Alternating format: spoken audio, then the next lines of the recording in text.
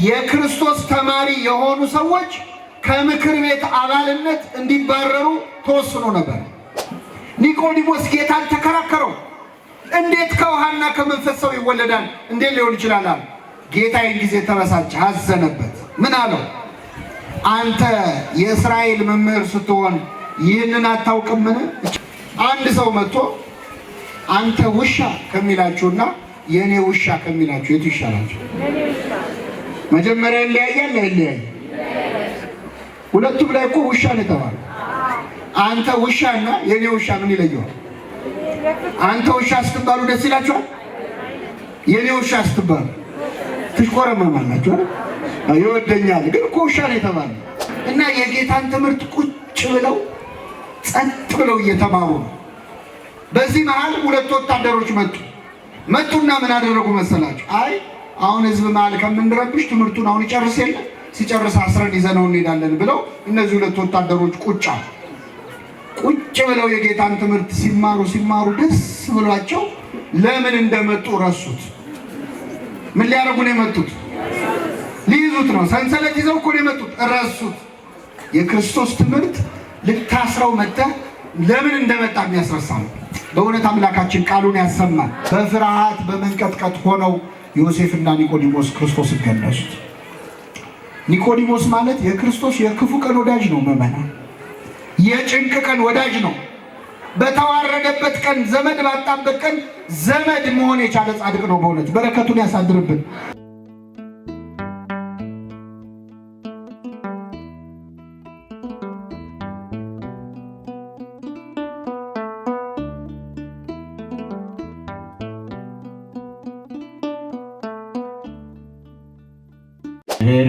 መምህር ሄኖክ ኃይሌ ይሆናሉ።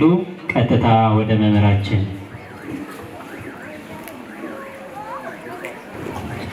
በስመ አብ ወወልድ ወመንፈስ ቅዱስ አሐዱ አምላክ አሜን።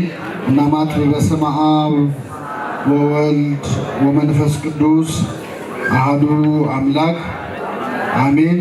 በስመ አብ ወወልድ ወመንፈስ ቅዱስ አሐዱ አምላክ አሜን። ክቡራን አበው ሊቃውንተ ቤተ ክርስቲያን፣ መምህራን፣ አባቶች፣ እናቶች፣ ወንድሞች፣ እህቶች እንዲሁም ሕፃናት በእግዚአብሔር ሰላምታ እንደምናደራችሁ አሜን። ምሕረት ቸርነቱን አብዝቶ እስከዚህ ሰዓት ያደረሰን በማለዳ በሥርዓተ ቅዳሴው እንድንካፈል ስሙን እየጠራን እንድናመሰግነው በቤቱ የሰበሰበን የአባቶቻችን አምላክ ልዑለ ባሕርይ እግዚአብሔር ስሙ የተመሰገነ ይሁን። እግዚአብሔር አምላካችን በቀሪው አጭር ሰዓት ከመካከላችን እንዲሆንልን፣ እንዲያስተምረን፣ እንዲመክረን፣ እንዲገስጸን የእርሱ ቅዱስ ፈቃድ ይሁንልን። እንደምታውቁት ምዕመናን ዛሬ የምንገኘው ከአብይ ጾም ሳምንታት መካከል ኒቆዲሞስ በሚል ርዕስ በሚጠራው ሳምንት ላይ ነን። በዮሐንስ ወንጌል ምዕራፍ 3 ከቁጥር 1 ጀምሮ ያለውን የዛሬውን ወንጌል ምንባብ ለጥቂት ደቂቃዎች እንማራለን። ለአባቶቻችን ለነቢያት፣ ለአባቶቻችን ለሐዋርያት፣ ለአባቶቻችን ለሐዋርያውያን አበው ለሊቃውንት በጉባኤያቸው ተገኝቶ ምስጢሩን ጥበቡን ገልጦ እንዲያስተምረን፣ እንዲመክረን፣ እንዲገስጸን የእርሱ ቅዱስ ፈቃድ ይሁንልን። ከፈሪሳውያንም ወገን የሆነ የአይሁድ አለቃ የሆነ ኒቆዲሞስ የሚባል አንድ ሰው ነበረ። እርሱም በሌሊት ወደ ኢየሱስ መጥቶ መምህር ሆይ እግዚአብሔር ከእርሱ ጋር ከሆነ በቀር አንተ የምታደርጋቸውን እነዚህን ምልክቶች ሊያደርግ የሚችል የለምና መምህር ሆነ ከእግዚአብሔር ዘንድ እንደመጣ እናውቃለን አለው። ኢየሱስም መልሶ እውነት እውነት እልሃለሁ ሰው ዳግመኛ ካልተወለደ በቀር የእግዚአብሔርን መንግሥት ሊያይ አይችልም አለው። ኒቆዲሞስም ሰው ከሸመገለ በኋላ እንዴት ሊወለድ ይችላል? ሁለተኛ ወደ እናቱ ማኅፀን ገብቶ ይወለድ ዘንድ ይችላልን አለው። ኢየሱስም መለሰ እንዲህ ሲል እውነት እውነት እልሃለሁ ሰው ከውሃና ከመንፈስ ካልተወለደ በቀር ወደ እግዚአብሔር መንግሥት ሊገባ አይችልም። ከሥጋ የተወለደ ሥጋ ነው፣ ከመንፈስም የተወለደ መንፈስ ነው። ዳግመኛ ልትወለዱ ያስፈልጋችኋል ስላልኩ አታድንቅ። ነፋስ ወደሚወደው ይነፍሳል፣ ድምፁን ትሰማለህ፣ ነገር ግን ከወዴት እንደመጣ ወዴትም እንዲሄድ አታውቅም። ከመንፈስ የተወለደ ሁሉ እንዲህ ነው። ኒቆዲሞስም መልሶ ይህ እንዴት ሊሆን ይችላል አለው። ኢየሱስም መልሶ እንዲህ አለው፣ አንተ የእስራኤል መምህር ስትሆን ይህንን አታውቅምን? እውነት እውነት እልሃለሁ የምናውቀውን እንናገራለን፣ ያየነውንም እንመሰክራለን፣ ምስክርነታችንንም አትቀበሉትም። ስለ ምድራዊ ነገር በነገርኳችሁ ጊዜ ካላመናችሁ ስለ ሰማያዊው ነገር ብነግራችሁ እንዴት ታምናላችሁ? ከሰማይ ከወረደ በቀር ወደ ሰማይ የወጣ የለም፣ እርሱም በሰማይ የሚኖረው የእግዚአብሔር ልጅ ነው። በእርሱ የሚያምን ሁሉ የዘላለም ሕይወት እንዲኖረው እንጂ እንዳይጠፋ እግዚአብሔር አንድያ ልጁን እስኪሰጥ ድረስ ዓለሙን እንዲሁ ወዷልና ይላል። ስለ ቃሉ አምላካችን ስም የተመሰገነ ይሁን። እንግዲህ ምዕመናን ቀደም ሲል ያነበብኩላችሁ ወንጌል ክፍል እዚህ ቤተክርስቲያን ዙሪያ ያላችሁ ሁላችሁም በሕይወታችሁ ለመጀመሪያ ጊዜ የሰማችሁት ወንጌል ነው። በሕይወታችሁ ለመጀመሪያ ጊዜ ወደ ቤተክርስቲያን በመጣችሁበት ቀን እስቲ መቼ ነው የመጀመሪያ ጊዜ ቤተክርስቲያን የመጣችሁት? መቼ ነው የመጣችሁት? በ40ና በ80 ቀን ልንጠመቅ ስንመጣ የሚነበበው ወንጌል አሁን ያነበብነው ወንጌል ነው። ምናልባት ላታስታውሱ ትችላላችሁ። የዛኔ ቢዚ ናችሁ፣ ጡት እየጠባችሁ አይደል? ሐሳብ ላይ ልትሆኑ ትችላላችሁ። ግን ስጋችን ባትሰማ ምናችን ትሰማለች? ነፍሳችን የሰማችው የመጀመሪያው ወንጌል የዮሐንስ ወንጌል ምዕራፍ 3 ነው። አሁን ያነበብነውን ክፍል ነው ቤተክርስቲያናችን አንብባ ክርስትና አንስታ ሁላችንን የእግዚአብሔር ልጆች ያደረገችን ማለት ነው። ይህ ታሪክ በጣም አስደናቂ ነው በእውነት። በዚህች አጭር ሰዓት ግን ስለ አንድ ሰው የክርስትና ጉዞ በአጭር ሰዓት ብቻ ልነግራችሁ ሞክራለሁ። የትምህርታችን ርዕስ የኒቆዲሞስ ክርስትና ይሰኛል። እስኪ በሉ የኒቆዲሞስ ክርስትና። ኒቆዲሞስ ምዕመናን ከመጽሐፍ ቅዱስ በአዲስ ኪዳን ከአዲስ ኪዳንም በወንጌላት ከወንጌልም በዮሐንስ ወንጌል ብቻ ስሙ የተጻፈ ሰው ነው። ዮሐንስ ወንጌል ላይ ኒቆዲሞስ 3 ቦታ ላይ ተጠቅሷል። ከነዚህ 3 ቦታዎች ውጪ አታገኙትም። የመጀመሪያው አሁን የጠቀስኩላችሁ የዮሐንስ ወንጌል ምዕራፍ 3 ላይ ያለው ታሪክ ነው። ዮሐንስ ወንጌሉን ሲጀምር 3ኛውን ምዕራፍ ምን ይላል? የአይሁድ አለቃ የነበረ ኒቆዲሞስ የሚባል አንድ ሰው ነበረ ብሎ ነው የሚጀምረው። ኒቆዲሞስ የአይሁድ አለቃ ነው። አለቅነቱ ምዕመናን ስለ 3 ምክንያቶች ነው። የመጀመሪያው በጣም ባለጸጋ ነው፣ ባለሀብት ነው፣ ብዙ ገንዘብ ያለው ሰው። ሁለተኛው በጣም የተማረ ሰው ነው፣ የኦሪትን ትምህርት ጠንቅቆ የሚያውቅ ምሁረ ኦሪት ነው። ስለዚህ በትምህርት የማይታማ ከፍተኛ እውቀት ያለው ሰው ነው። በዚህ የተከበረ ነው። አለቅነቱ ሁለተኛው እሱ ነው። የመጀመሪያው በሀብቱ፣ ሁለተኛ በእውቀቱ፣ ሶስተኛ የፖለቲካ ባለስልጣን ነው ምዕመናን። በዛን ዘመን የነበረው ሲንሃድሪን የሚባለው የአይሁድ ምክር ቤት አለ፣ ሸንጎ። የዚያ ሸንጎ አባል ነው ኒቆዲሞስ። ስለዚህ የምክር ቤት አባል የሆነ ትልቅ ባለስልጣን ነው። በሀብቱ በሹመቱም በእውቀቱም ከፍ ያለ ስልጣን ያለው ሰው በማታ ወደ ኢየሱስ መጣ፣ በሌሊት ወደ ኢየሱስ መጣ ይላል ወንጌሉ። እስኪ በሉ በሌሊት ወደ ማን መጣ? በሌሊት ወደ ኢየሱስ ለመምጣት ያብቃል። እኛ በሌሊት ወዴት ነው የምንሄደው ክርስቲያኖች? እኛ ሌሊት የት ነው የምናመሸው? ስልጣን ያላቸው ሰዎች እንደ ኒቆዲሞስ ባለስልጣን የሆኑ ሰዎች ሌሊቱን የት ነው የሚያሳልፉት?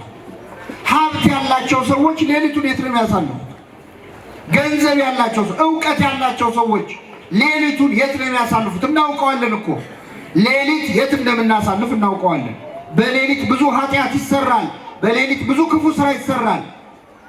ብርሃን ባልሆነ ሰዓት ጨለማን ተገን ተደርጎ ብዙ ወንጀል ይሰራል። ሰው ይገደላል፣ ይቀማል። ማመንዘሩ፣ መስረቁ፣ መስከሩ ብዙ ኃጢአት የሚሰራው በሌሊት ነው። ይህ ኒቆዲሞስ ግን በሌሊት ወደ ማን መጣ? ወደ ኢየሱስ ለመምጣት ያብቃን አምላካችን። በሌሊት ወደ ሰዓታት፣ በሌሊት ወደ ማህሌት፣ በሌሊት ወደ ቤተ መቅደስ የሚገሰግሱ እግሮች በእውነት የተባረኩ ናቸው። እግሮቻችንን በሌሊት ወደ ቤቱ ያቀናለን። ይህ ማለት ግን ምዕመናን ሌሊት ሲባል የግድ ሰዓቱን ብቻ አይደለም። ሌሊት ማለት የጨለማ ሰዓት ነው። ብርሃን የሌለበት ሰዓት ነው። መንገድ የማይታይበት ሰዓት ነው። የሚያስፈራ ሰዓት ነው። አራዊት የሚሰለጥኑበት ሰዓት ነው። ሌሊት አስጨናቂ ሰዓት ነው። ስለዚህ ክርስቲያኖች ማታ ማታ ማለት ብቻ አይደለም። በህይወታችን እኮ ሌሊት ውስጥ የምንሆንበት ጊዜ አለ የለም? ሁሉ ነገር የሚጨልምበት ቀን አለ የለም? አለ። ዙሪያው ገደል የሚሆንብን ጭልም የሚልብን ጊዜ አለ። በእንዲህ አይነት ሁኔታ መምጣት ያለብን ወደ ማን ነው? ወደ ኢየሱስ ነው። ወደ ኢየሱስ፣ ወደ እግዚአብሔር። ስለዚህ በሌሊት ወደ ኢየሱስ መጣ ይላል ኒቆዲሞስ። ሌሊት ግን ያስመጣው ምክንያት አለው። ክርስቲያኖች ኒቆዲሞስን ካልጠፋ ሰዓት ወደ ክርስቶስ በጨለማ የመጣበት ምክንያት ዝም ብሎ አይደለም። በዚያን ጊዜ ክርስቶስን ቀርቦ ማነጋገር በተለይ ለመንግስት ባለስልጣን፣ በተለይ ለባለ ሀብት፣ በተለይ ደግሞ የኦሪትን ትምህርት ለተማረ ሰው ክብር የሚያሰጥ ነገር አልነበረም። እንዲያውም የክርስቶስ ተማሪ የሆኑ ሰዎች ከምክር ቤት አባልነት እንዲባረሩ ተወስኖ ነበር። ስለዚህ ኒቆዲሞስ ከክርስቶስ እግር ስር ቁጭ ብሎ ሲማር ሰዎች ካዩት የመጀመሪያው ስልጣኑን ሊያጣ ይችላል። ተመልከቱ፣ ሹመቱን ሊያሳጣ ይችላል። አንደኛ። ሁለተኛ ደግሞ የተማረ ሰው ነው ብለናል አይደለ? የኦሪትን ትምህርት ተምሯል። የተማረ ሰው ቁጭ ብሎ ሲማር መታየት ክብሩ የሚነካ ይመስለዋል። እንዴ እስካሁን ድረስ አልተማረም እንዴ? ከዚህ ከ30 ዓመት እንግዲህ ክርስቶስ የዛን ጊዜ 30 ዓመት ነበረ። ከሱ እግር ስር እንዴ ቁጭ ብሎ ይማራል? ስንት ነገር የሚያውቅ ሰው ለካ አያውቅም ብለው ሰዎች እንዳይንቁት ክብሩን ለመጠበቅ ብሎ በጨለማ ፈራ ተባ እያለ ወደ ክርስቶስ መጣ። መምጣቱ ግን ጥሩ ነው ምዕመናን። ኒቆዲሞስ ወደ ክርስቶስ ቀረበና ምን አለው? እንዲህ አለው፣ እግዚአብሔር ከእርሱ ጋር ከሆነ ሰው በቀር አለው። መምህር ሆይ አለ። ከኔ ጋር በሉ፣ መምህር ሆይ። አዎ እግዚአብሔር ከእርሱ ጋር ከሆነ በቀር አንተ የምታደርገውን ተአምር ሊያደርግ የሚችል ማንም የለም አለ። እንግዲህ ይህንን ታሪክ የምናነበው በዮሐንስ ወንጌል ምዕራፍ 3 ላይ ነው። ምዕራፍ 2 ላይ ክርስቶስ በቃና ዘገሊላ ውሃውን ምን አድርጎ ነበር? ወይን አድርጓል። ተአምር አድርጓል። ዝናው ገኗል። ይህንን ሰምቷል ኒቆዲሞስ። ስለዚህ ምን አለው? መምህር ሆይ እግዚአብሔር ከእርሱ ጋር ከሆነ በቀር አንተ የምታደርጋቸውን ተአምራት ሊያደርግ የሚችል የለምና መምህር ሆነ ከእግዚአብሔር ዘንድ እንደመጣ እናውቃለን አለው። ሌሎች ባያውቁም እኛ ግን እናውቃለን። እኔ ግን አውቃለሁ። የምታደርገውን ተአምር እግዚአብሔር ከእርሱ ጋር ከሆነ ሰው በቀር ማንም ሰው ይታመር ሊሰራ ምን አይልም አይችልም አለው። ይህን ሲለው ክርስቶስ ምን አለ? እውነት እውነት እልሃለሁ ሰው ዳግመኛ ካልተወለደ በቀር የእግዚአብሔር መንግስት ሊያይ አይችልም አለው። ተመልከቱ፣ ኒቆዲሞስ የመጀመሪያ ስራው መጥቶ ክርስቶስን ማመስገን ነው። መምህር ወይ አለው። እሱ እኮ የአይሁድ ሸንጎ አባል ነው፣ ምሁር ነው። ክርስቶስን ሊንቀው ግን አልሞከረም። እግዚአብሔር ከአንተ ጋር እንዳለ ይታወቀኛል አለ። ክርስቶስ እኮ እግዚአብሔር ከእርሱ ጋር ያለ አይደለም። ክርስቶስ ራሱ ማን ነው? እግዚአብሔር ነው። ግን አላወቀውም ኒቆዲሞስ ገና። እግዚአብሔር ከእርሱ ጋር ከሆነ ሰው በቀር አንተ የምታደርገውን ታምር ሊያደርግ የሚችል የለም ብሎ መጥቶ አወደሰው፣ አመሰገነው። ክርስቶስ መምህራንን የሚያመሰግኑ ሰዎች እንደማይጸድቁ፣ አባቶችን ቀርበው የሚያወድሱ ሰዎች እንደማይጸድቁ፣ ምስጢራትን የሚፈጽሙ እንደሚጸድቁ ሲያሳየን ሰው ዳግመኛ ከውሃና ከመንፈስ ካልተወለደ በቀር ወይም ዳግመኛ ካልተወለደ በቀር የእግዚአብሔር መንግስት ምን አይልማል አይወርስም ማለት። አሁን መምህር በማድነቅ ቢጸደቅ ቢሆን እኛ ነበር እኮ የምንጸድቀው ማለት። አቤት ዛሬ ያስተማሩት አባት፣ አቤት ዛሬ የዘመረው ዘማሪ፣ አቤት እንዲያርገው እንላለን። ልክ ኒቆዲሞስ መጥቶ ክርስቶስ እንዳመሰገነው ማለት። መምህር ወይ አንተ የምታደርገውን እግዚአብሔር ከእርሱ ጋር ከሆነ በቀር ሊያደርግ የሚቻል እንደሌለ ከእግዚአብሔር እንደተላክ እናምናለን አለ። ክርስቶስ አወደሰኝ ብሎ መልሶ አላወደሰውም። አይ ይቀርሃል ገና ሰው ዳግመኛ ካልተወለደ በቀር የእግዚአብሔር መንግስት ምን አይልም። እኔን ስላመሰገንከኝ አትድንም፣ መጀመሪያ ድጋሚ ልትወለድ ይገባሃል አለው። ደነገጠ ኒቆዲሞስ። ምን ማለት ነው? ሰው ድጋሚ እንዴት ሊወለድ ይችላል? ኒቆዲሞስም ሰው ከሸመገለ በኋላ እንዴት ሊወለድ ይችላል አለ። ሁለተኛ ወደ እናቱ ማህፀን ገብቶ ይወለድ ዘንድ ይችላልን ብሎ ጠየቀው ክርስቶስ። ኢየሱስም መለሰ እንዲህ ሲል እውነት እውነት እልሃለሁ ሰው ከውሃና ከመንፈስ ቅዱስ ወይም ከመንፈስ ካልተወለደ በቀር ወደ እግዚአብሔር መንግስት ሊገባ በእኛ ቋንቋ ምን ካላደረገ በቀር ማለት ነው፣ ካልተጠመቀ በቀር። ካህኑ አምጥተው ክርስትና ሲያነሱን ውሃ ውስጥ ሲጨምሩን መጀመሪያ ጸሎት አድርገው ነው። ክርስትና ከመነሳታችን በፊት ካህናቱ ይጸልያሉ። ጸልየው ሲጨርሱ አሐዱ አብ ቅዱስ ብለው ውሃውን ይባርኩታል። በውሃው ላይ መንፈስ ቅዱስ ይወርድበታል። ያ ውሃ ከተራ ውሃነት ከክርስቶስ ጎን ወደ ፈሰሰው ውሃነት ይለወጣል። ወደ ማየገቦ ማለት ነው። ጌታ ዓርብ ዕለት ትዝ ይላችኋል። ጎኑን አንድ ወታደር መጥቶ በጦር ወጋው። ሲወጋው ከጎኑ ደምና ውሃ ፈሰሰ። የጎኑን ውሃ ተጠምቀን የጎኑን ደም ጠጥተን ነው ክርስቲያን የሆነ። ስለዚህ ሰው የሚድንበት ውሃ ወደ መሆን ከክርስቶስ ጎን ወደ ፈሰሰው ውሃ ይለወጣል። በመንፈስ ቅዱስ ማለት ነው። በማን ስራ? በእግዚአብሔር ስራ። እዛ ውሃ ውስጥ ሕፃኑ ገብቶ ሲወጣ ዳግመኛ ይወለዳል። ለስንተኛ ጊዜ ይወለዳል? ለሁለት። መጀመሪያ የተወለደው ከማን ነው? ከእናቱ ማህፀን። ሁለተኛ ጊዜ ይወለዳል ከእግዚአብሔር። ያልተካከለ ዳግመኛ ይላሉ አባቶቻችን። የበለጠ ልደት ነው የሚወለደው። የቀደመው ልደት ስጋዊ ነው፣ የስጋ የደም ነው። በጥምቀት የምንወለደው ልደት ግን ከመንፈስ ቅዱስ ነው። ከአብራ ከመንፈስ ቅዱስ ከማህፀነ ዮርዳኖስ ብሎ አባቶቻችን ያብራሩታል። በጣም ውብ አገላለጽ ነው በእውነት። ከአብራ ከመንፈስ ቅዱስ እያንዳንዳችን የተወለድነው ከአባቶቻችንና ከእናቶቻችን ነው። ከአባቶቻችን አብራክ ከእናቶቻችን ማህፀን። ዘር የሚገኘው ከወንዱ አብራክ ነው። ወደ ሴቲቱ ማህፀን ይገባል። ልጅ ሆኖ ጽንስ ሆኖ ይጸነሳል፣ ይወለዳል። ይህንን ወስደው አባቶቻችን ምን አሉ? ከአብራከ መንፈስ ቅዱስ በሉ እስኪ። ወሽ አይገላችሁም ግዕዙ። ከአብራከ መንፈስ ቅዱስ ከማህፀነ ዮርዳኖስ። ተመልከቱ፣ የወንዱን ቦታ መንፈስ ቅዱስ፣ የሴቲቱን ቦታ ዮርዳኖስ፣ ቤተ ክርስቲያን፣ ጥምቀት ማለት ነው። እያንዳንዳችን በጥምቀት ዳግመኛ ተወልደናል። ሁለተኛ ልደት አግኝተናል።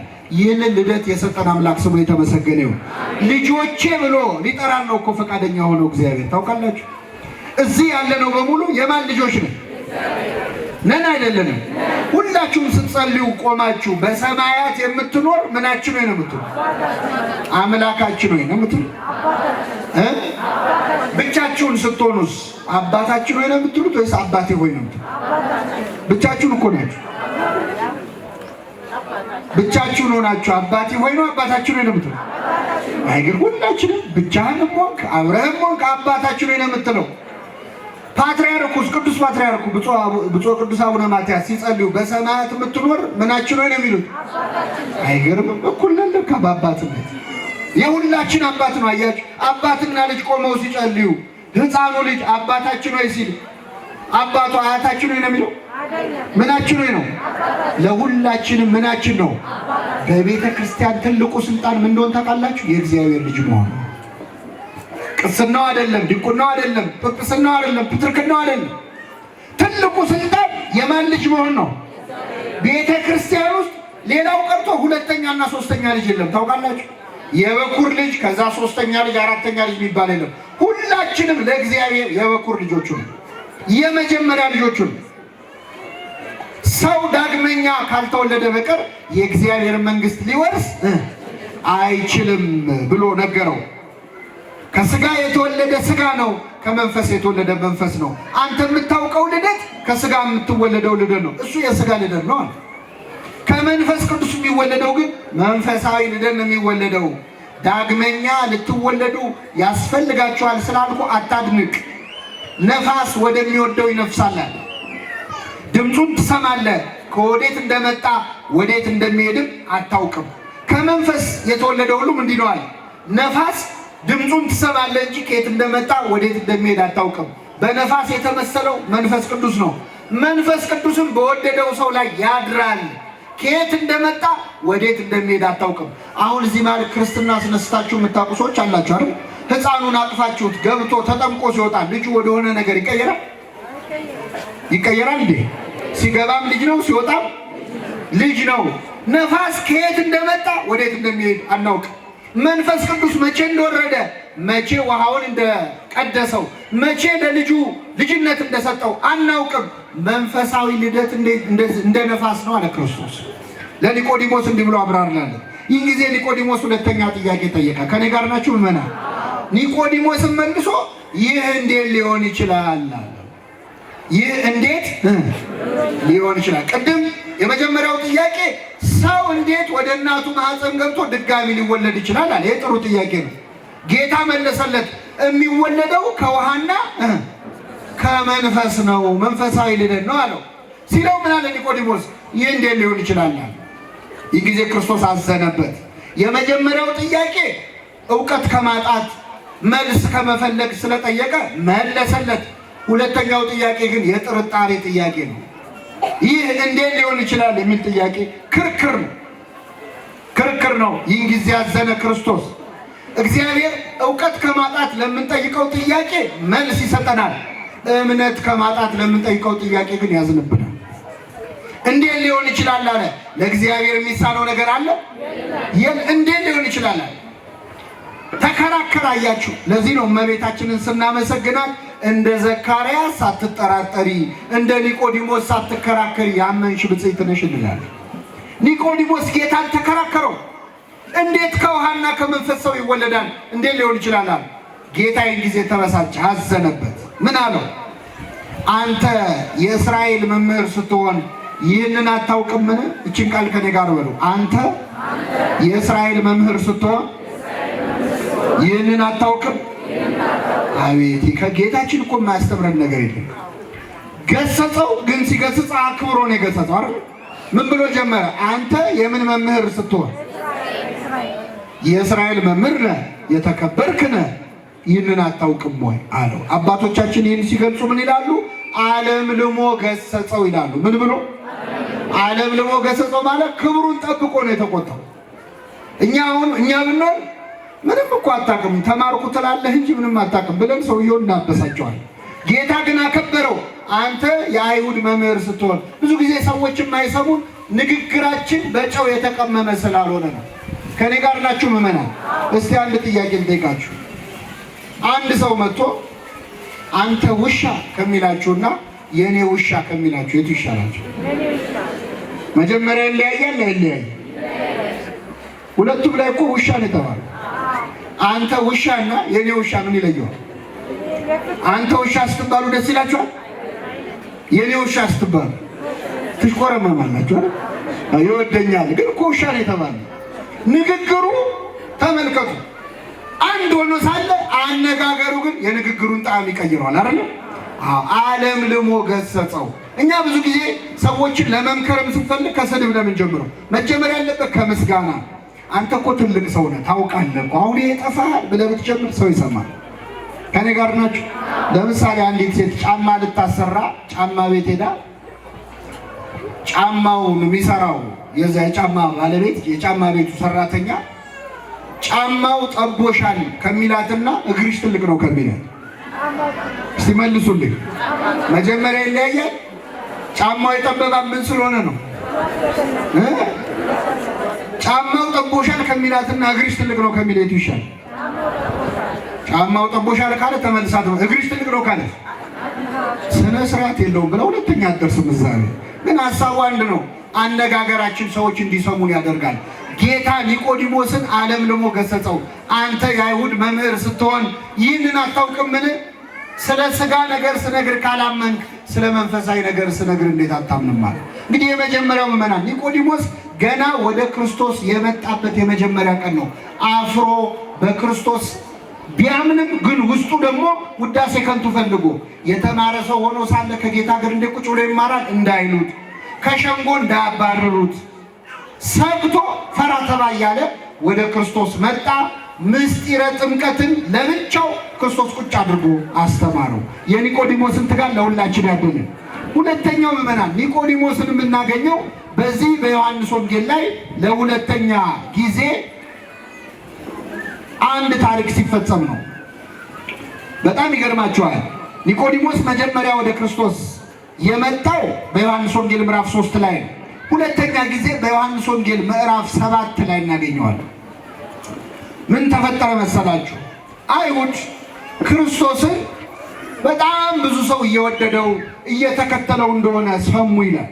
ጸሐፍት ፈሪሳውያን በየቀኑ በሚያስተምረው ትምህርት በሚፈጽመው ተአምራት የተከታዮቹ ቁጥር እየበዛ መጣ። ስለዚህ እንዲህ ዝም ካልነው በዚህ ከቀጠለ አገሩን ሊቆጣጠረው ነው ብለው ፈሩ፣ ቀኑ በክርስቶስ። ስለዚህ ወታደሮችን ጠሩና ሂዱና የናዝሬቱ ኢየሱስ ምኩራብ ላይ እያስተማረ ነው፣ ሄዳችሁ አስራችሁ ይዛችሁት ኑ ብለው ደና ጉልበት ያላቸውን ወታደሮች መርጠው ጌታን አስረው እንዲይዙ ላኳቸው። የዮሐንስ ወንጌል ምዕራፍ 7 ላይ ነው የተፈጸመው። እነዚህ ሁለት ወታደሮች ክርስቶስን ሊይዙት መጡ። እንግዲህ አሁን ያለነው ቤተክርስቲያን ነው፣ ምኩራብ ነው እንበልና ክርስቶስ እንዲህ አውደ ምሕረቱ ላይ ቆሞ እያስተማረ ነው። ሁለት ወታደሮች ጌታን ሊይዙት መጡ። ሲመጡ ህዝቡ ሁሉ ቁጭ ብሎ ጸጥ ብሎ የጌታን ትምህርት ይማራል። ጸጥ ብሎ ይማራል። የክርስቶስ ትምህርት እኮ ልዩ ነው አይደለም? ነው አይደለም? አሁን እኛ ኃጢአተኞቹን እንኳን ቁጭ ብላችሁ እየሰማችሁ የክርስቶስን ትምህርት መስማት ብንችል እንዴት ያለ ነው። ብፁዕ ቅዱስ አቡነ ሽኖዳ የተባሉ አባት ምን ነው ዛሬ ሀገሩን ያጥለቀለቀው ድምፅ መቅረጫ ጌታ ባስተማረ ጊዜ በኖረ ኖሮ ይላሉ። ዛሬ ሀገሩን ያጥለቀለቀው ቪዲዮ ያኔ በኖረ ኖሮ ምን ነው ድምፁን በሰማ ነው። የእሱ ድምፅ እኮ የእግዚአብሔር ድምፅ ነው አይደል? እሱ ተናግሮ ማስተማር ብቻ ይሰራል። የክርስቶስ ቃል ሲሆን ይሰራል። ሙቱን ውጣ ብሎ አልዓዛር ውጣ ሲለው ይወጣል። የሚሰራ የሚፈውስ ቃል ነው። በእውነት አምላካችን ድምፁን ያሰማል። እና የጌታን ትምህርት ቁጭ ብለው ጸጥ ብለው እየተማሩ ነው። በዚህ መሃል ሁለት ወታደሮች መጡና ምን አደረጉ መሰላችሁ? አይ አሁን ህዝብ መሃል ከምንረብሽ ትምህርቱን አሁን ይጨርስ የለ ሲጨርስ አስረን ይዘነው እንሄዳለን ብለው እነዚህ ሁለት ወታደሮች ቁጭ ብለው የጌታን ትምህርት ሲማሩ ደስ ብሏቸው ለምን እንደመጡ ረሱት። ምን ሊያደርጉ ነው የመጡት? ሊይዙት ነው። ሰንሰለት ይዘው እኮ ነው የመጡት። ረሱት። የክርስቶስ ትምህርት ልታስረው መጥተህ ለምን እንደመጣ የሚያስረሳ ነው። በእውነት አምላካችን ቃሉን ያሰማል። አዎ ልብ የሚሰነጥቅ እኮ ነው የክርስቶስ ቃል አይደለም? የእግዚአብሔር ቃል ኃይል አለው በእውነት። እና ጸጥ ብለው ሰምተው ተምረው አድንቀው እንዴት ያለ ትምህርት ነው ብለው ተመለሰው ወደ አይሁድ ተመለሱ፣ ወደ ፈሪሳውያን። የታን ይዛችሁት የመጣችሁት? ማንን? የናዝሬቱን ኢየሱስን። አይ እኛ እንደዚህ ያስተማረ ሰው ከዚህ በፊት አይተን አናውቅም አሉ። አይሁድ ቅጥል አሉ። በእውነት ታስሮ ይመጣል ብለው ሲጠብቁ ጭራሽ ሊያስሩ የሄዱት ወታደሮች ደቀ መዛሙርት ሆነው መጥተው ስለ ክርስቶስ ይመሰክራሉ። ተበሳጩ አይሁድ። ከዛ ምን አሏቸው መሰላችሁ? እናንተ እኮ የወደዳችሁት ስላልተማራችሁ ነው አሏቸው። ከኔ ጋር ናችሁ?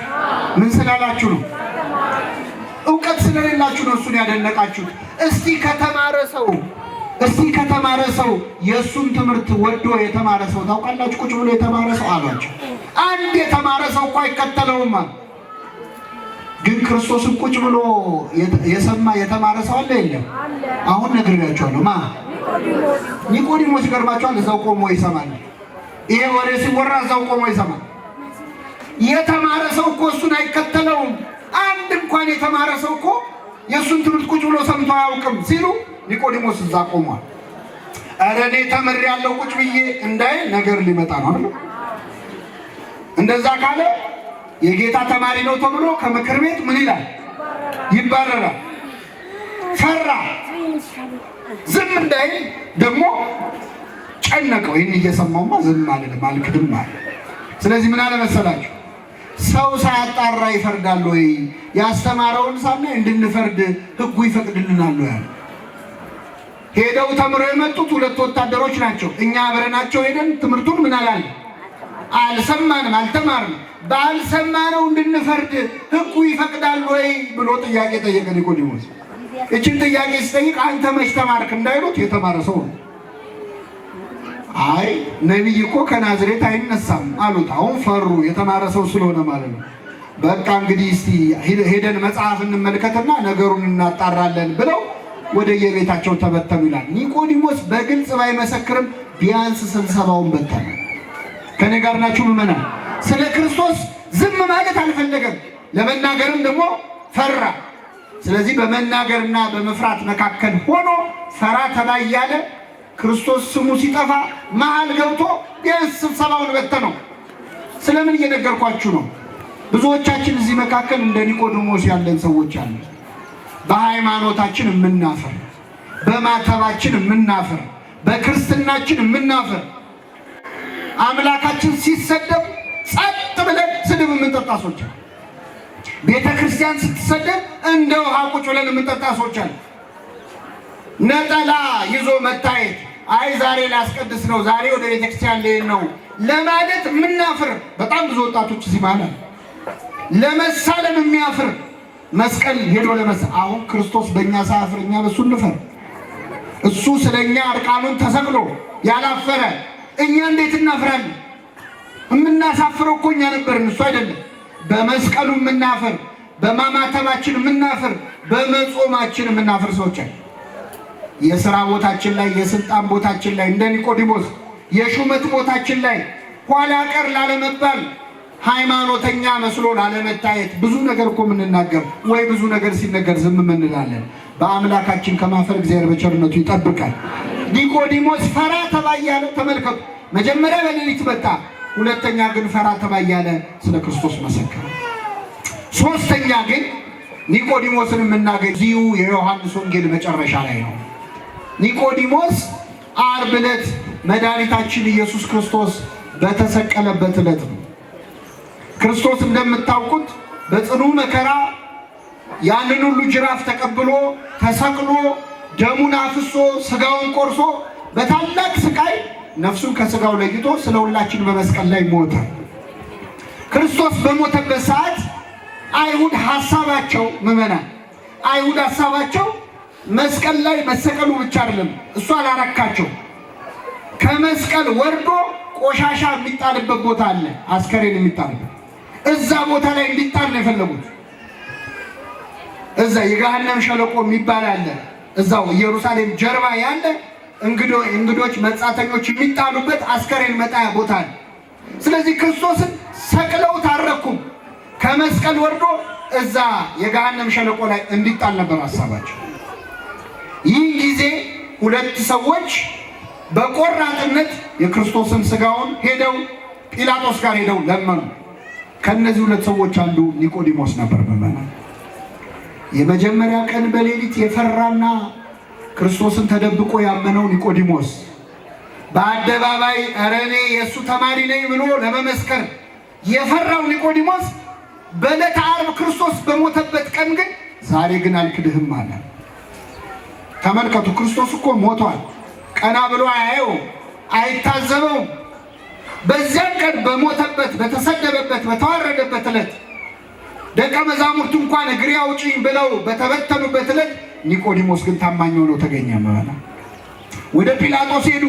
የአርማትያው ዮሴፍና ኒቆዲሞስ ሄደው የኢየሱስን ስጋ ለመኑት ይላል። እስኪ በሉ የኢየሱስን ስጋ ለመኑት። ለጲላጦስ ሄደው የማንን ስጋ ለመኑት? የክርስቶስን ስጋ ለመለመን ያብቃል። አሁን ብዙዎቻችን ስጋ ወደሙ ላለመቀበል አይኔ ንስሐ አባቴ መለማመጡም ሰለቸኝ፣ ደህና አባትም የለም በዚህ ዘመን ሚል ሰው አለ። ምዕመናን ለክርስቶስ ስጋ አይደለም የእግዚአብሔር ካህን ጲላጦስንም ብናገኘው እንለምነዋለን። የኢየሱስን ስጋ ለማግኘት ማንንም እንለምናለን፣ ስጋውን እናገኝ እንጂ። በእውነት ሁላችንን ለስጋው ለደሙ ያብቃል። እስቲ እዚህ መካከል ቆራቢ ያልሆናችሁ እጃችሁን አውጡ። ቆራቢ ያልሆናችሁ ቆራቢ ከፍ አድርጉት። እኔ እኮ የሚገርመኝ አለማፈራችሁ እኮ። አውርዱት አውርዱት። እኔ ልንገራችሁ፣ እጃችሁን ያወጣችሁ በሙሉ እዚህ ቤተ ክርስቲያን ውስጥ ቆራቢ ያልሆነ አንድም ሰው የለም። ያቋረጠ ነው እንጂ ያልቆረበ ሰው አለ? እንደው ክርስትና አልተነሳችሁ እና ስትነሱ አልቆረባችሁ? ታዲያ እጃችሁን ታወጣላችሁ? አቋረጣችሁ እንጂ ሁላችሁም ቆርባችኋል። ሁላችንም ቆራቢ ነን። እዚህ ማን ያቋረጠ እንጂ ያልቆረበ የለም። ሁላችንን ወደ ስጋው ደሙ ይመልሰን። በእውነት ረሳ ነው። አያችሁ ሲቆይ ረሳ ነው። እኛ ከሱ ተለየን እንጂ እሱ መች ከኛ ተለይቶ ያውቃል? ጌታዬ ሆይ አንተ ከኔ ጋር ያልነበርክበት ዘመን የለም፣ እኔ ግን ከአንተ ጋር ያልነበርኩበት ዘመን ብዙ ነው። እኛንን እንጂ ከሱ የራቅነው ስጋው ደሙ እኮ ከኛ ተለይቶ ያውቅ። ደግመን የምንቀበለው እኮ በኃጢአት ስለምናሳድፈው ነው እንጂ አንድ የተቀበልነው ስጋና ደም ስለማይበቃ አይደለም። አምላካችን ሁላችንን ወደ ስጋው ደሙ ይመልሰን። አዎ ቅዳሴ ቢቀደሰው እንድንቆርብ ነው ምእመናን። ተሰጦ መልሰን እንድንሄዳለን። ሰርግ እኮ ነው ቅዳሴ። አሁን ሰርግ ደግሳችሁ ምግብ አዘጋጅታችሁ ሰው ሁሉ ነጭ ለብሶ መጥቶ ቁጭ ብሎ ከምግቡም ከመጠጡም ሳይነካ እግዚአብሔር ይስጥልኝ ብሎ ቤት ደስ ይላችሁ አይደለም? ቅዳሴ ሰርግ ነው። ሙሽራው ክርስቶስ ነው። ሙሽራይቷ ቤተክርስቲያን ናት። ምግቡ መጠጡ ስጋው ደሙ ነው። እስከ መቼ ነው ስጋውና ደሙን የማንቀበለው? ተልካሻ ምክንያት አይበቃም። ጲላጦስን ለመኑት፣ የኢየሱስን ስጋ ይላል። ለመኑት፣ እባክህ ስጠን አሉ። ስጋውን ስጠን ሲሉት ጲላጦስ ምን አለ መሰላችሁ? ከመቼው ሞተ አለ ይላል። ይገርማቸዋል። ጲላጦስ የገረመው ክርስቶስ መሞቱ ነው። ለምን? በታሪክ በ3 ሰዓት ውስጥ መስቀል ላይ ተሰቅሎ የሞተ ሰው የለም። ምክንያቱም መስቀል ላይ መሰቀል አይገልም። እንደውም የሚገላቸው ምን መሰላችሁ? ትልቁ ፈተና እንደዚህ እጃቸውን ዘርግተው መስቀል ላይ ሲሰቀሉ ትልቁ ጭንቅ ምን መሰላችሁ? መተንፈሳቸው። ስለዚህ እግራቸው እንዲከፍ አድርገው ነው አየር ይስቡና ይመለሳሉ። እንዲሞቱ ሲፈልጉ በግራና በቀኝ ያሉትን ወንበዴዎች መጥተው እግራቸውን ምን አሏቸው? ሰበሯቸው። ለምን? ቀና ብለው አየር መተንፈስ እንዳይችሉ ማለት። እንዲህ ካልሆነ ሊሞቱ አይችሉም። ክርስቶስ ግን በ3 ሰዓት ውስጥ ከ6 ሰዓት እስከ 9 ሰዓት ተሰቅሎ ሞተ። ለምንድን ነው የሞተው? ወዲያው ለምን ሞተ አለ ጲላጦስ። ከመቼው ሞተ አለ። ለምንድን ነው ቶሎ የሞተው ክርስቶስ? ከዛ በፊት 6666 ጊዜ ምን ብሏል? ተገርፏል። አጥንቱ እስኪታይ ድረስ ተገርፏል ክርስቶስ። አጥንቱ እስከሚታይ። የሚገርማችሁ ሚስማር ሲቸነክሩት ሮማውያን ወይን ጠጅ ያጠጣሉ ለሚቸነክሩት ሰው አዝነው።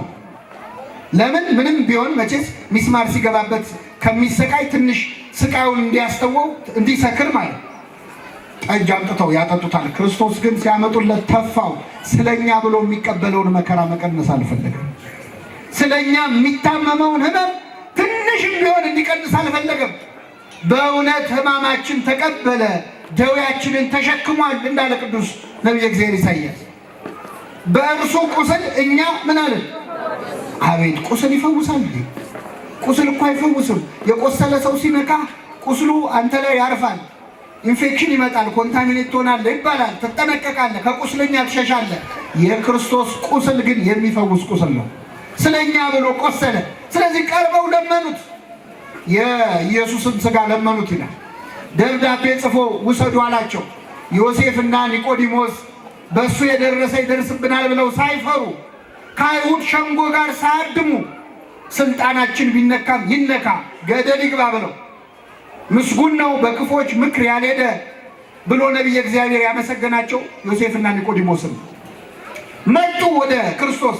ከመስቀሉ አውርደው አቅፈው ከመስቀሉ አውርደው በክብር ገነዙት። ምዕመናን በግራና በቀኝ ቆመው ዮሴፍና ኒቆዲሞስ ጌታን መገነዝ እንዴት ያለ ክብር ነው ምዕመናን! በጣም ይገርማል እኮ። የደካሞች ብርታታቸው ወይ ደከምክን፣ ሙታንን የምታነሳቸው ወይ ሞትክን እያሉ እያለቀሱ፣ እውር የምታበራው ወይ ብለው አይኑን ሲከድኑ እየጨነቃቸው ቅዱስ ኤፍሬም ሶርያዊ ምን ይላል? አይን የሚያበራውን ጌታ ዮሴፍና ኒቆዲሞስ እንዴት ችላችሁ አይኑን ከደናችሁት ይላል። ሽባ የሚተረትረውን እጆቹን እንዴት አድርጋችሁ አሰራችሁት? ዮሴፍና ኒቆዲሞስ እየተንቀጠቀጡ እያለቀሱ ደከምከኑ መጽንዔሆሙ ለድኩማን፣ ለደካሞች ብርታታቸው ወይ ደከምክን፣ ሞትከኑ መንሥዔሆሙ ለሙታን፣ ሙታን የምታስነሳ ሆይ ሞትክን እያሉ እያለቀሱ ሲገንዙት መላእክት ወርደው ይላል። አንድም ክርስቶስ ይላል መላእክት ወርደው ክርስቶስ መላእክቱን ልኮም ይላል ብዙ መጻሕፍት። ምን አሏቸው? እንደ ሩቅ ብእሲ እንደ ተራ ሰው ለምን እያለቀሳችሁ ትገንዛላችሁ? እያመሰገናችሁ ገንዙት እንጂ ብለው ጸሎት አስተማሯቸው። ቅዱስ እግዚአብሔር ቅዱስ ኃያል ቅዱስ ሕያው ዘኢይመውት ቅዱስ እግዚአብሔር ቅዱስ ኃያል ቅዱስ ሕያው የማይሞት የሚለውን ኪዳን ስናደርስ የምንጸልየውን ጸሎት እየጸለዩ በፍርሃት በመንቀጥቀጥ ሆነው ዮሴፍና ኒቆዲሞስ ክርስቶስን ገነዙት። ኒቆዲሞስ ማለት የክርስቶስ የክፉ ቀን ወዳጅ ነው። ምዕመናን የጭንቅ ቀን ወዳጅ ነው። በተዋረደበት ቀን፣ ዘመድ ባጣበት ቀን ዘመድ መሆን የቻለ ጻድቅ ነው። በእውነት በረከቱን ያሳድርብን።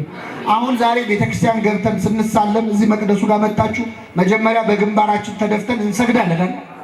ስትሰግዱ የምንሳለመው መቃብሩን ነው፣ ጌታ የተገነዘበትን። በግራና በቀኝ ስንስም ዮሴፍንና ኒቆዲሞስን ነው የምንሳለማቸው፣ እናስታውሳቸዋለን። ቤተክርስቲያናችን ሁሌ ነው የምታስታውሳቸው። ቅዳሴዋ ላይ ቆመው የሚቀድሱት ካህናት ሰራዩ ካህንና ንፍቁ ካህን የዮሴፍና የኒቆዲሞስ ምሳሌ ናቸው። ቄሱም ቆሞ ጌታ ሆይ እኔንና አብሮኝ ያለውን ካህን ስጋህን እንደገነዙት እንደ ዮሴፍና እንደ ኒቆዲሞስ አድርገን ብሎ ነው የሚጸልየው። በእውነት በጣም የክርስቶስ ትልቅ ባለውለታዎች ናቸው፣ እድለኞች ናቸው። ክርስቶስን መገነዝ ትልቅ ክብር ነው አይደለም? አሁን ጌታ በዚህ ዘመን ኖሮ ሞቶ ብናገኘው እኛ ብንገንዘው ደስ ይለናል አይደል? ይለናል። ቅዱስ ኤፍሬም ሶርያዊ ምን ይላል? ጌታን መገነዝ ካማራችሁ እኔ ልንገራችሁ፣ ውጡና መንገድ ላይ የወደቁ ድሆች አሉ፣ እነሱን አልብሷቸው። ለእነሱ ካደረጋችሁት ለማን አደረጋችሁ? ለክርስቶስ አደረጋችሁት። እንደውም ቅዱስ ኤፍሬም በሌሊት እየዞረ ከነዳያን መካከል የሞተ ሰው ይፈልግ ነበር ይላል። የሞተ ካገኘ ደስ ብሎት ይገንዝ ነበር። ሲመለስ ፊቱ ፈገግ ብሎ ሲያዩት ምን ነው ምን አስደሰተ ይሉታል። ዛሬ ጌታዬን ገንዤው መጣሁ ይል ነበር። ለድሆች የምናደርገው ለክርስቶስ እንዳደረግነው ነው የሚቆጠረው። ቤተክርስቲያናችን ዮሴፍን ኒቆዲሞስን እስከ መጨረሻው የመጽናት ምሳሌ አድርጋቸዋለች። እኛ እንግዲህ አሁን 3 ደረጃዎች ነው የነገርኳችሁ። በክርስቶስ አፍሮ በሌሊት መምጣት የመጀመሪያው የኒቆዲሞስ ክርስትና ነው። ሁለተኛው ፈራ ተባ እያሉ መመስከር ሁለተኛው ደረጃ ነው። ሶስተኛው ደፍሮ ክርስቶስን መገነዝ፣ በቤቱ ማሳደር። የአርማትያው ዮሴፍ እዛው ቤቱ ነው የቀበረው ክርስቶስ። ሁላችን ለክርስቶስ መቃብር የሚሆን ሕይወት አለን። ሰውነታችን ለክርስቶስ ማደሪያ ሊሆን ይገባል። ከጲላጦስ ለምናችሁ በሰውነታችሁ ሆድ በሆዳችሁ መቃብር ውስጥ ክርስቶስን አስገቡት። ትንሣኤው በእናንተ ሕይወት ላይ ይታያል። የእሱን ሥጋና ደም ስትቀበሉ ክርስቶስ በእናንተ ሕይወት ውስጥ ሕያው ሆኖ ይታያል። ክርስቶስ ስለኛ ሞቷል። ምዕመናን ስለኛ የሞተው እኛ ለሱ እንድንሞትለት ደግመን አይፈልግም። እኔ ለእናንተ ሞቻለሁ በሉ እስኪ። እኔ ለእናንተ ሞቻለሁ፣ እናንተ ስለኔ ኑሩ። ክርስቶስ እንድንሞት ሳይሆን የሚፈልገው ምን እንድንል ነው? እንድንኖር። ለሞተልን አምላክ ለመኖር ያብቃን አምላካችን። ኒቆዲሞስ ከፍ እያለ የሄደ ክርስትና እድገት ነበረው። አምላካችን ከኃይል ወደ ኃይል የሚሄድ ክርስቲያናዊ ሕይወት ለሁላችን ያድለ። የሰማነውን በልቡናችን ያሳድረብን።